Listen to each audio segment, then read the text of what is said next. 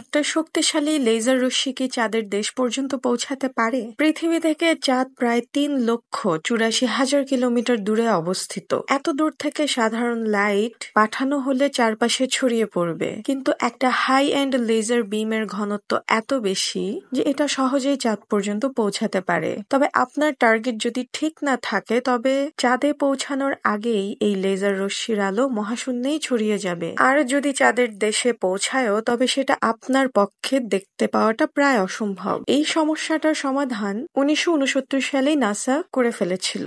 যেবার Apollo mission প্রথম চাঁদের দেশে পৌঁছালো, সেখানে তারা রেট্রো রিফ্লেক্টরস বসিয়ে দিয়ে আসে, যেগুলো বিশেষ কাঁচ দিয়ে তৈরি, যা এর উপর পতিত লেজার লাইটগুলোকে রিফ্লেক্ট করে আবার একই জায়গায় ফেরত পাঠিয়ে দেয়। নাসা এখনো এই রিফ্লেক্টরগুলোতে লেজার রশ্মি পাঠায় এবং রিফ্লেক্টর থেকে ফেরত আসা লাইটের সাহায্যে চাঁদ ও পৃথিবীর দূরত্ব পরিমাপ করে। আর এভাবেই নাসা পর্যবেক্ষণ করে দেখেছে যে প্রতি বছর চাঁদ পৃথিবী থেকে 3.8 সেন্টিমিটার দূরে চলে যাচ্ছে। অবাক করা ব্যাপার হলো, প্রতি 10 কোয়াড্রিলিয়ন ছবির মধ্য থেকে মাত্র একটা লাইটের রশ্মি কেবল পৃথিবীতে ফেরত আসে।